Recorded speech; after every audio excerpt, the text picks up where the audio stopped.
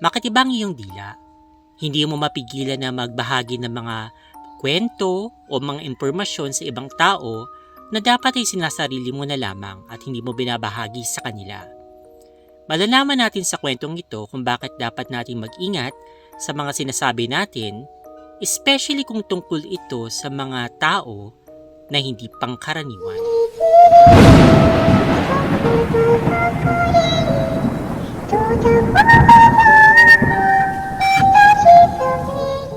Okay mga Spooky Dolls, good evening. Before anything else, gusto ko sana batiin lahat ng mga OFW at mga Filipino immigrants, pati na rin po yung mga Pinoy na tulad ko nandito po sa Pilipinas at yung mga taga-ibang dimensyon at taga-ibang mundo na tumatangkilik at sumusuporta po sa kwentong Aswang Kababalaghan. I hope that you're all doing well. Okay, wag po natin patagalin. After this story, magdidiscuss po tayo sa bandang huli. Itago na lamang po ninyo ko sa pangalang Shanice. Meron akong babaeng pinsan na pangalanan na lang natin siya na Digna. Mabait siya at maraming kaibigan. Bunso siya sa 3 magkakapatid at ang mama nila ay matagal nang nasa abroad. Maliliit pa lamang sila mula nung nag-abroad yung mama nila. Ang papa naman nila na kuya ng mama ko ay matagal na ring patay. Nag-aaral ng kolehiyo si Digna sa lungsod ng Cotabato. 3rd year college lang natapos niya, kaya naman umuwi na lang siya ng Jensan kasama pa yung iba pa naming mga kamag-anak. Nagkaroon siya ng nobyo doon at hindi nagtagal, nabuntis siya ng nobyo niya na taga Jensan din naman. Okay naman sila ng nobyo niya na tawagin na lang natin sa pangalang Joel. Sobrang gentleman niya at makikita mo talaga na mahal niya ang pinsan kong si Digna. Year 2018, nang umuwi kami ng Jensan, gawa nga ng may threat ang Cotabato na gagawin daw nilang Marawi ang lungsod ng Cotabato, kaya naman napagdesisyonan ng aking ate na uuwi na lang kami ng Jensan. Doon na lang daw muna kami pansamantala. Naiwan naman yung papa ko sa bahay dahil ayaw niya umalis doon. Baka daw kasi mawala ang mga gamit namin. Na kung tutuusin, wala namang mahalagang gamit sa aming bahay bukod sa mga damit, yung aming TV, speaker at radyo ng aking papa. Ayaw niya lang talaga maiwan ng TV niya, pati yung speaker na malaki. Ako at yung ate kong si Michelle, tsaka 3 ko pang mga nakababatang kapatid, ang umalis doon sa aming bahay. Namalagi na lang muna kami sa bahay ng lola ko at nandun din yung pinsan kong si Digna. Kaidaran lang din siya ng aking ating si Michelle, kaya madali silang nagkasundo. Malaki na rin yung tiyan niya nung umuwi kami ng Jensan, mga nasa 3 buwan na. Pero malaki na talaga. Halos katabi lang namin yung bahay ng kanyang asawa. Kaya madalas kami ng mga kapatid ko na dun muna sa kanila. Isang gabi, nagkwento siya tungkol sa kanyang lola. Maliliit pa lang yung mga kapatid ko noon at isa ko pang pinsan, kaya wala silang masyadong naiintindihan dahil naglaro lamang sila sa paligid. 7 PM pa lang ng gabi noon, kaya medyo marami pang tao sa labas. Nasa tabi kasi kami ng basketball court, kaya hindi kami masyadong natatakot kahit gabi na. Hawak-hawak pa ng aking ating Digna ang kanyang tiyan habang siya'y nagkakwento. Hinihibas-hibas niya ang kanyang tiyan kasi para daw sumasakit. Alam mo, Shanice, may lola ako na sobrang tanda na pero hindi pa namamatay. Sambit niya sa akin. Kaninong mama yon? Tanong ko sa kanya. Mama siya ng mama ko. Sagot sa akin ng aking ate Digna. Ah, ganun ba? Nakita mo na ba siya? Tanong ko ulit. Oo, mahaba ang kanyang buhok. Sobrang tanda niya na. Siguro mga 100 years old na siya. Nakakatakot nga yung itsura niya eh. Nakatira yun sa bundok. Basta mataas na lugar. Dagdag pa ni Ate Digna habang patuloy na hinihimas ang kanyang tiyan. Habang nagkukwento si Ate Digna, sumagi sa isipan ko na sana hindi ko na lang yun nalaman. Sabay pa noon ang pagbuhos ng napakalakas na hangin. Biglang nagsipagtayuan ng mga balahibo ko na hindi ko maintindihan. Biglang nagkatakutan ng mga kapatid ko, kaya naman natigil sa pagkukwento si Ate Digna. Nagpumilit na rin yung mga kapatid ko na bumalik na sa bahay ng aming lola. 9 na ng gabi nang umuwi kami.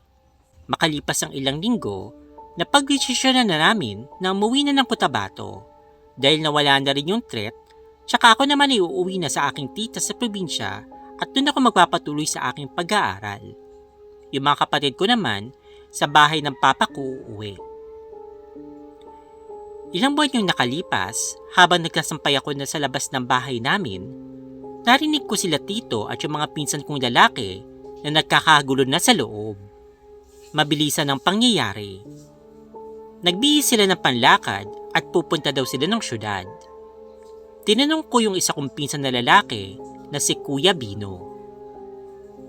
"Oh, anong nangyayari kuya?" Nagtatakang tanong ko. "Namatay daw si Digna matapos siyang manganak." Gulat na gulat ako sa mga sinabi niyang yun. Hindi pa nag-process sa utak ko yung mga pangyayari. "Sa Cotabato Hospital daw siya nanganak. Pupuntahan namin." Dinig kong sabi ng isa ko pang pinsan na si Kuya Brownie sa kabilang telepono. Wala akong magawa noon dahil walang kasama yung biyenan ng tita ko. May edad na ito, mga nasa 70 plus, kaya ako yung nagbabantay sa kanya. Bawal kasi itong iwan dahil nga may sakit na rin ito at nakuha daw iyon mula sa isang itim na duwende.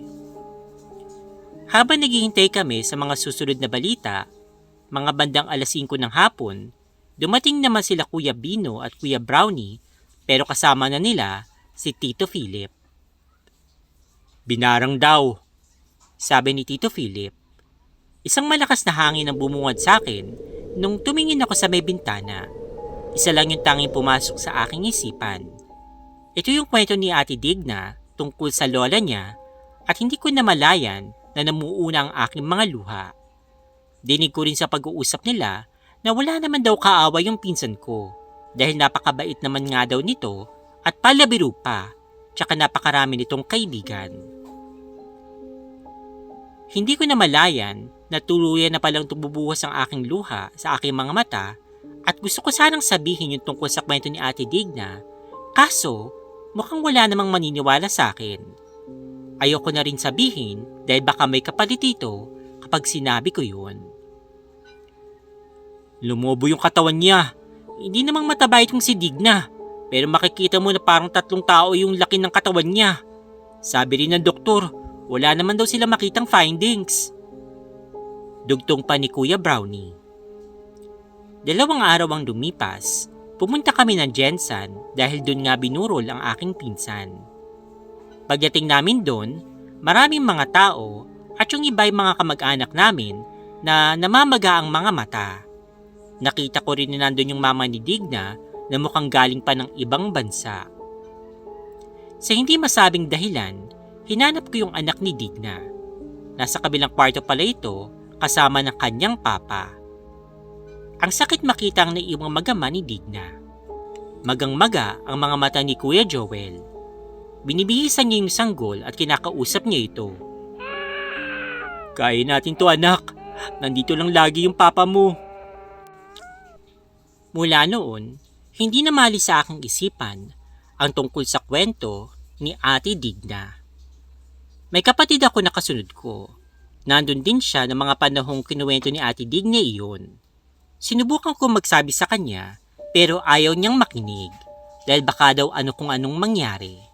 Ang next story ko naman ay tungkol sa kakayahan ng mama ko at ng aking tita, which is naman ng isa ko pang ate. Hindi ko alam kung meron ako nun, pero madalas kong nararamdaman yung mga iniisip ng tao o yung mga susunod na gagawin nila. Basta weird. Kunwari, pag titingnan kita, maamoy ko kung anong tao ka. Minsan nalalaman ko pa kung anong iyong iniisip. Weird, diba? Ewan ko, pero parang ayoko magkaroon ng ganun. Feeling ko kasi nanganganib yung mga taong may ganun. Pero bago yun, pasensya na kung medyo naguluhan kayo dun sa aking kwento. Ipapaliwanag ko muna ang maaaring mga tanong nyo sa inyong isipan. Question 1. Taga Jensen si Digna, pero bakit sa Cotabato siya nanganak? Ang sagot, si Ate Digna po mismo yung nag-decide na sa Cotabato siya manganganak. Doon sila nagstay sa bahay ng mama niya. Biglaan kasi yung pag-uwi ng mama niya at kabuuan ni Ate Digna nang umuwi siya doon sa Cotabato Airport.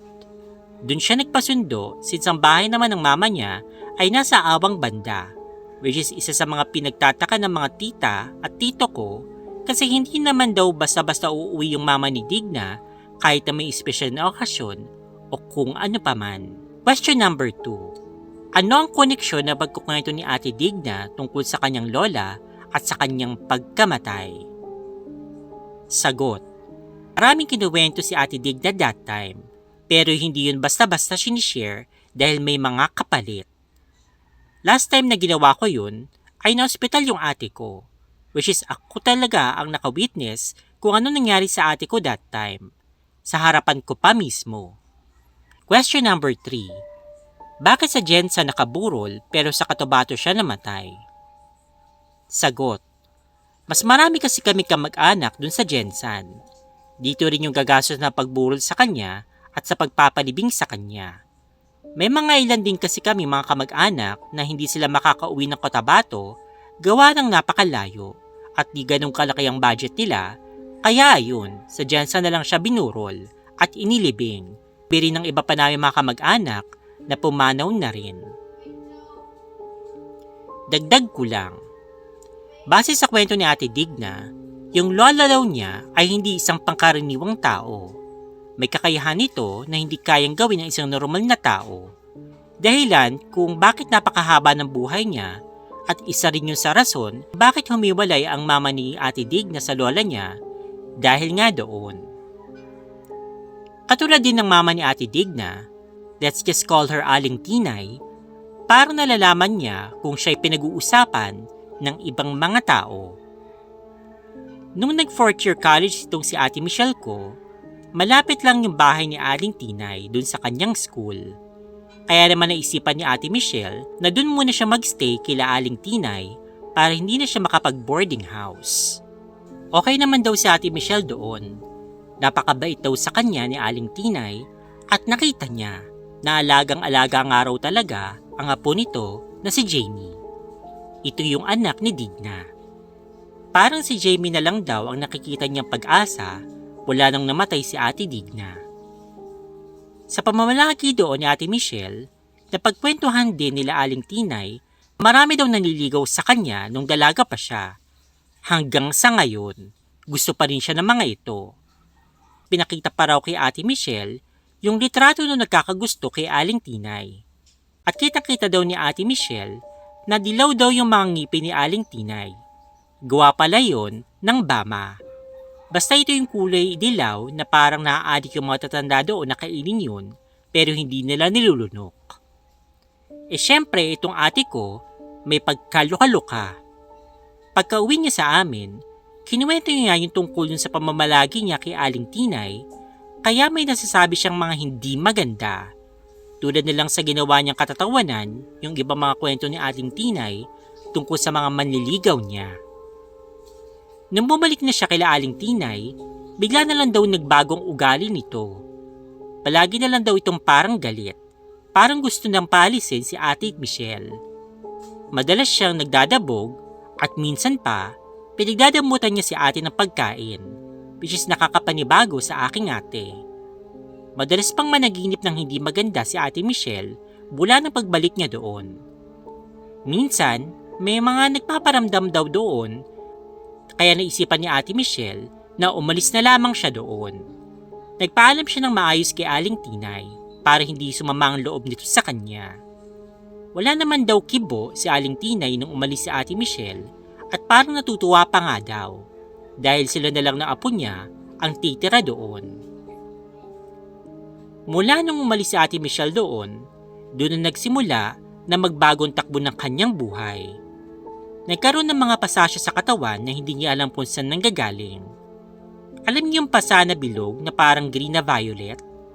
Nagkaroon ng ganun si Ate Michelle sa kaliwang legs niya at hugis 7 pa. Literal na ganito at 3 magkakasunod na pasa.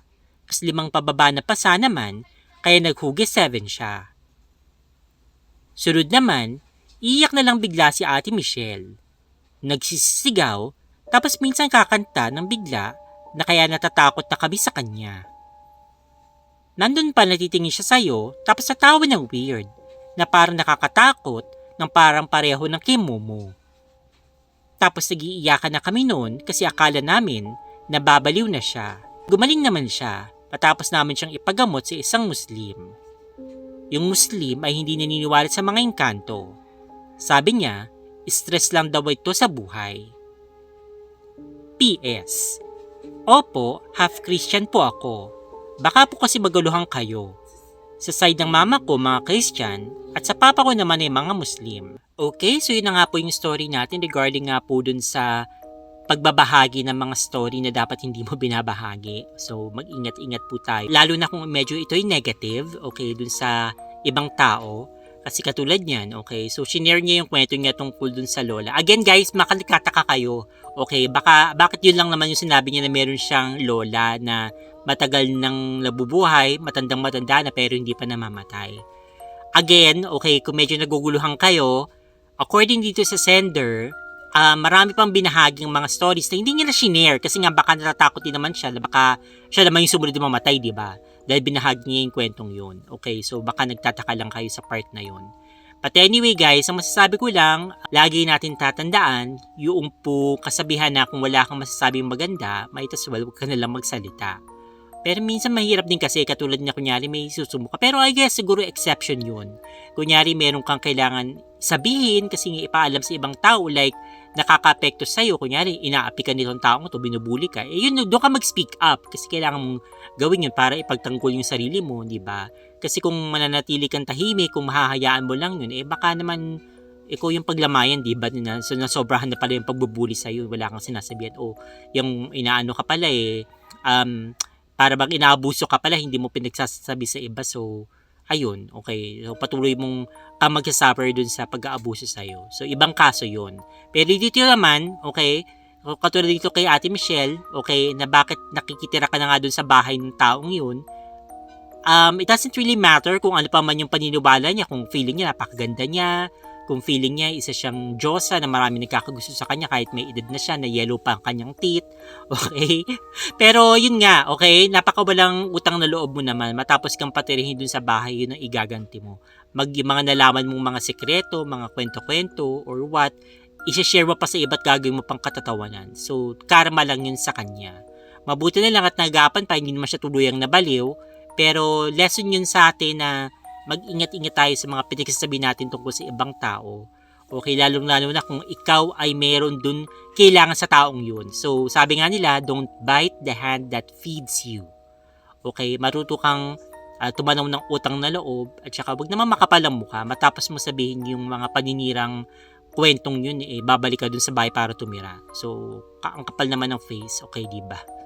But anyway guys, I hope na nag-enjoy po kayo sa ating kwento. Pasensya na kayo kung medyo late ko po itong ma-upload dahil meron na po talaga akong na-record para sa araw na to, sa gabing ito, pero in-scrap ko po, binura ko kasi hindi ko nagustuhan yung story. So, nothing but the best for you guys. Ayun lamang po, thank you God sa lahat ng blessings. Sana patuloy kayong sumuporta dito sa kwentong Aswang at Kababalaghan. Kita-kits po tayo sa Sabado. God bless po. Stay fabulous and spooky dolls. Bye!